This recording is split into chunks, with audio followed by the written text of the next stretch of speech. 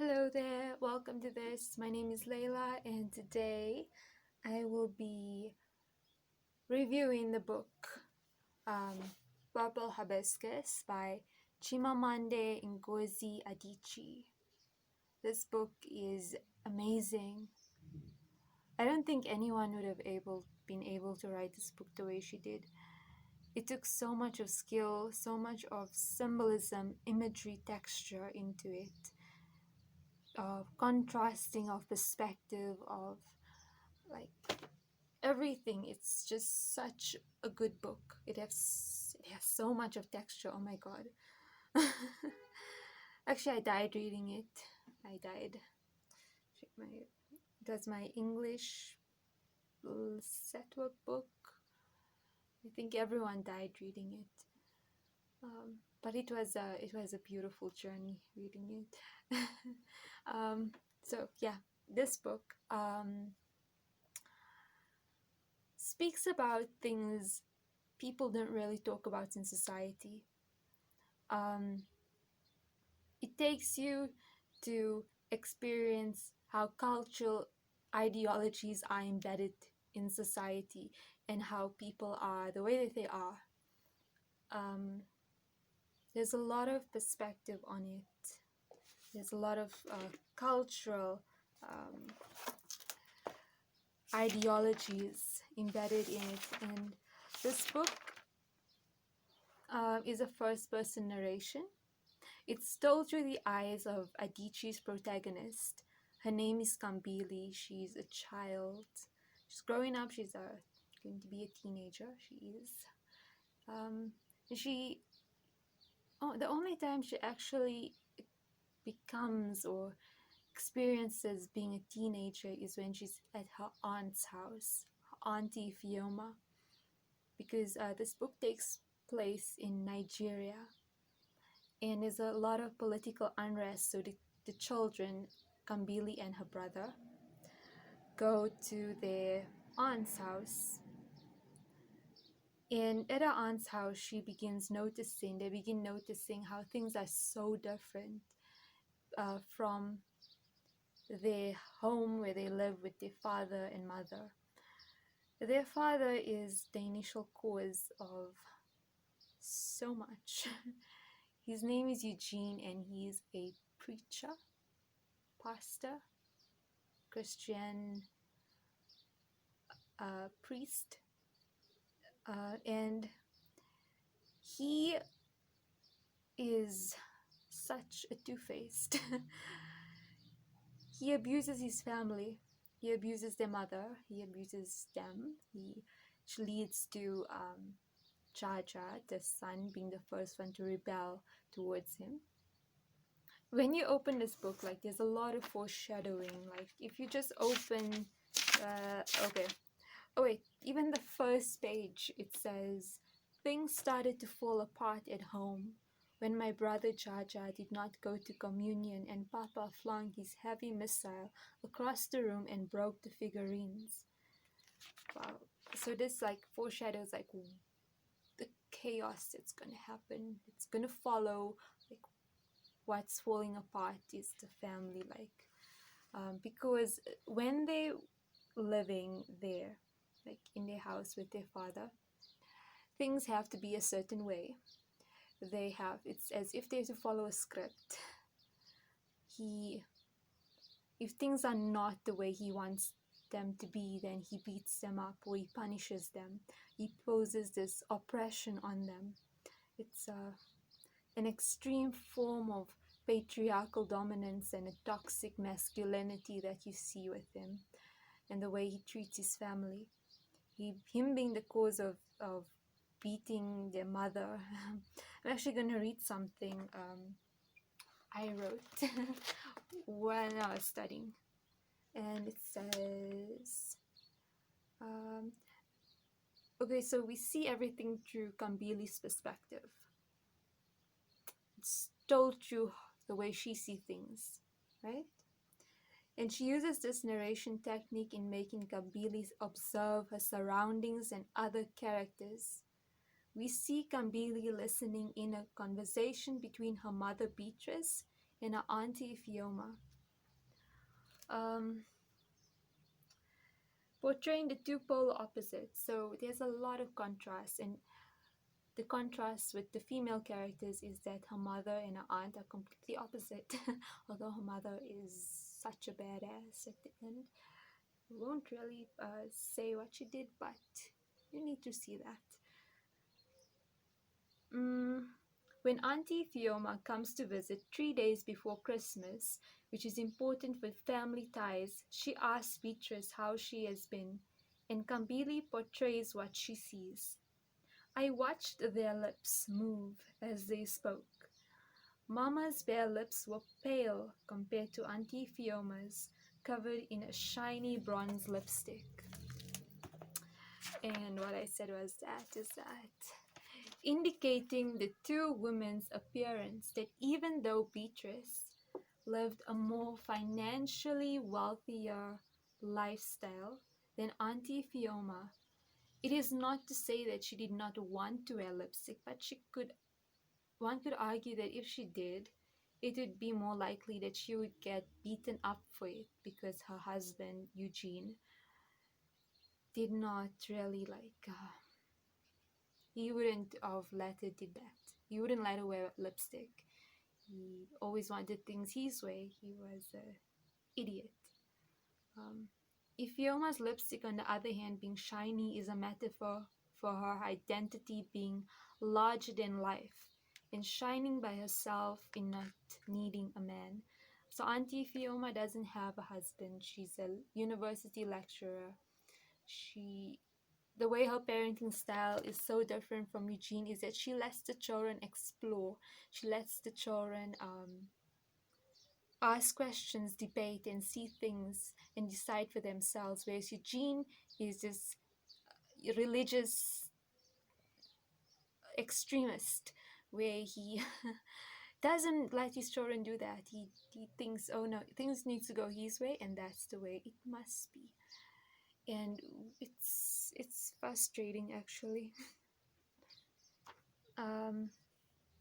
Also, we see okay. Kambili listens in on a conversation between her mother and aunt, where Ifeoma shows her boldness and fearlessness in saying, "Stop it. Stop being grateful. If Eugene had done that, you would have been a loser, not you." Since Beatrice, their mother, feels that leaving Eugene would cause him to remarry and fears that, she would be alone, and thus indicating her very traditional and Catholic upbringing, because her mother was also Catholic, as she fears being binded to her marriage with Eugene despite him being the initial cause of her many miscarriages. And we see this disturbing sounds behind her parents' closed bedroom doors as he beats her, and then the blood. The blood as she and Jaja wipes it from the stairs, symbolizing the pain women feel when being oppressed by men. Yet Beatrice does not speak out, and she's submissive to this. And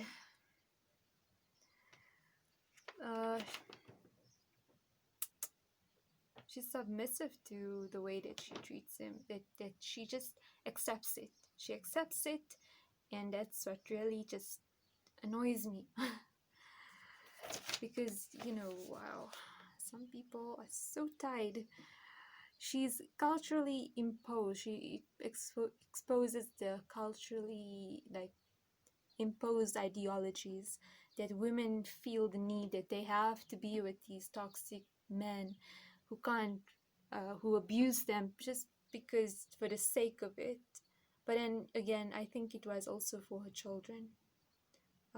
So I don't really know, but she should have did something, and she did. She did, actually, in the end. But the oppression does not end here. It evokes itself on Kambili as well, which is essentially the reason for her voicelessness and loss of assertiveness in herself, in her inability to express herself, since everything in Her household is solely there for Eugene, her father, to control. He completely disregards his daughter's sexual organs during her period when she has cramps and breaks the holy fast to eat and take medication, as he gets angry and beats the entire family. It seems that when one person does something that he doesn't like, the entire family suffers. So, I mean, she had a period, she broke the holy fast. What the hell? And then he beats them up. Adichi chooses to portray Beatrice and Kambili's subtleness in raising awareness around the trends involving toxic masculinity and patriarchal dominated ideologies constructed by society. In her doing so, she exposes both male and female struggles for equal rights of power. And she highlights that patriarchy is not solely about men overpowering women, but also in the way women respond. The way women respond to such dominance, like they allow it to happen, but I don't know, it's just both. Um, Beatrice, I will not spoil it. I will not spoil it. And then, like, it's also this. The story shows the need for African people to experience true freedom, and this becomes Adichi's motive. While her narration flows from a child's perspective who is battling with religious and domestic problems in a home, one is still able to observe the relation to writing in a macro worldview sense. In the way society functions, this novel tries to capture the question in the way that would allow for a more modern flexibility and dynamic way in achieving freedom, or more not so rigid sense, because the children themselves, they don't really know much about traditional African religion, and only when they go to their aunt, they're exposed to all of this. They're exposed to the stories about, they get to meet their grandfather, who their father hates, and they get to experience their heritage, their origins, and it's so nice that they actually do. And they began listening to music. They just, such a change for them. And then they start to realize, what their father, like when they're in that house, that religiously indoctrinated house, what their father thinks are, they're not themselves. They have to be in that state of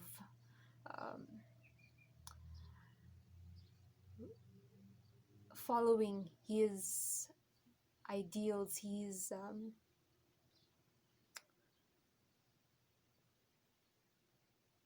whatever he says. Don't really have the word, but I could have had a more potent word, but I don't. Okay. So, it also shows us that she incorporates different stories into one novel. Like she incorporates the way women are portrayed, religious ideologies, the toxic masculinity, the struggle for power, emotional truth, the way society. Yeah. So I guess that was the review of the book, and I liked it because it represented a lot of things people don't really talk about in society in today's. Okay, people do talk about it, but you need to get into the deepness of things. You need to look at things in a way where you are able to understand why it's happening, not just to judge and to blame. See, it's the way men are brought up. Men are brought up in such a way where they're not expected to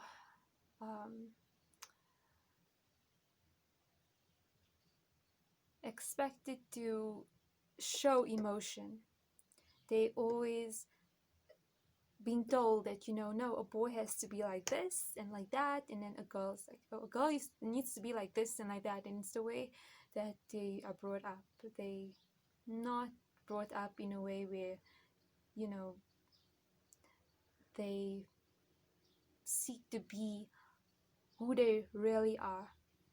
And this is also like one of the reasons maybe why we have this toxic masculinity in this book, is because the way Eugene was brought up. He felt, that he needed that sort of control over his family, because of he didn't want them to go like in an extreme way where he'd feel that he would lose that control, where he would lose them into being something that he couldn't control.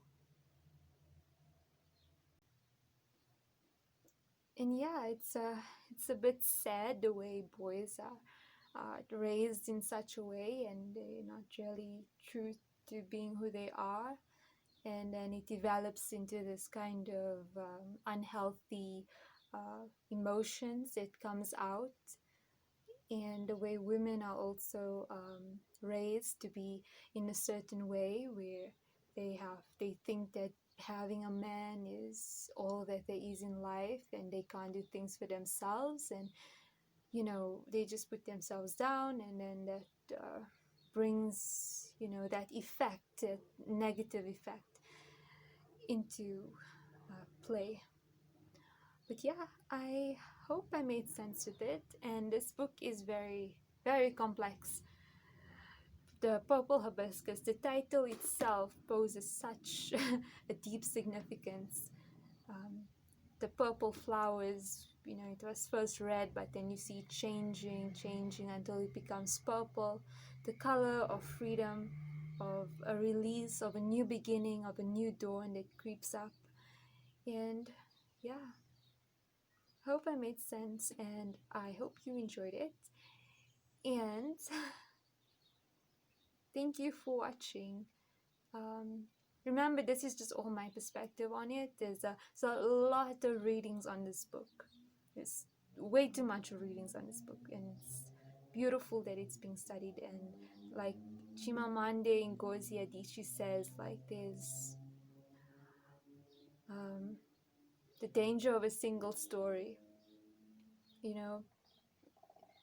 It's always good to tell new stories, so to tell things through your own perspective. It's because telling the same single story just